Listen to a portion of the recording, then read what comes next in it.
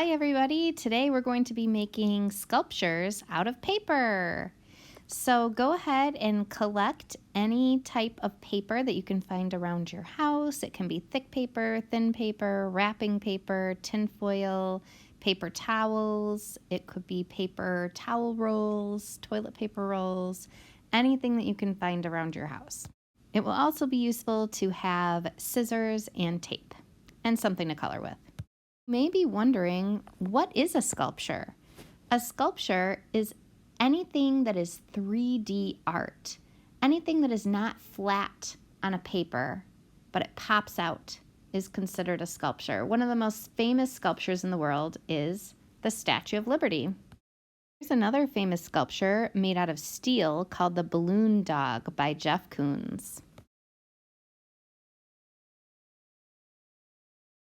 Huge sculpture looks like a spider. It's called Mammon by Louise Bourgeois. Here is a statue of Abraham Lincoln carved out by the Piccirilli brothers.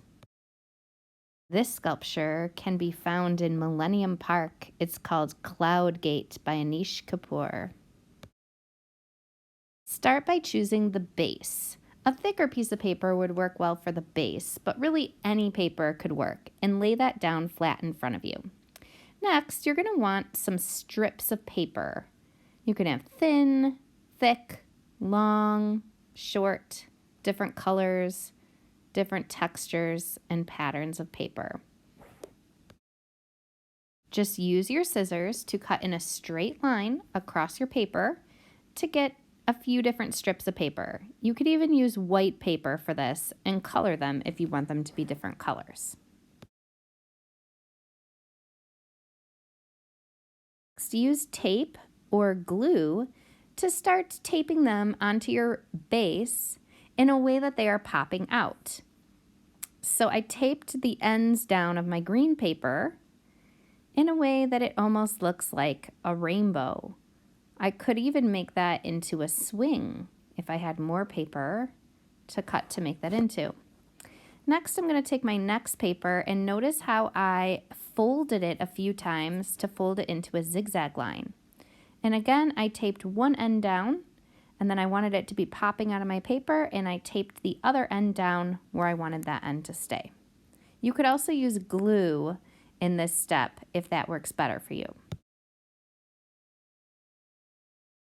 Once I had a few strips of paper taped down, I took a picture so you can see it at a different angle, how I had them popping out of my paper. My next paper is thin and long, so I twisted it a few times to make it look curly on my paper. This could be an abstract sculpture where you don't really know what it is when you look at it. I was kind of aiming for the look of a playground or climbing equipment.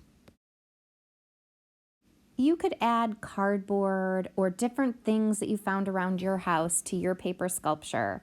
You be creative with the materials that you have. Something else that I had was a paper towel or a toilet paper tube, and I held it at one end and used my scissors to cut straight lines all around it. This is an interesting sculpture. I thought it looked like a tree when I was finished with it.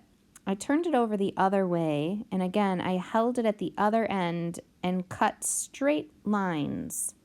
Those almost looked like the roots of the tree. Then I added this into my paper sculpture. You could be creative again. Add anything that you want that you have around your house. Another thing that I had was tin foil. So I sort of scrunched up the tin foil and squeezed it.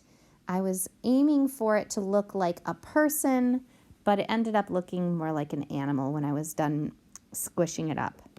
When I was finished with that, I went ahead and taped that down onto my base as well.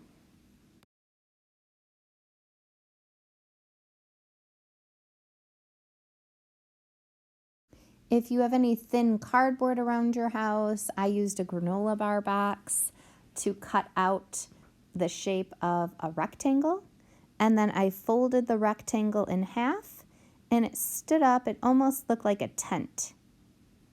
when I folded it in half, and I went ahead and added that into my paper sculpture as well. You could also add yarn, string, beads, gemstones, a variety of different things you may have. Here's a couple different views of how mine looked when I was finished with it, but yours doesn't have to look anything like mine. You be creative and let those creative juices flow.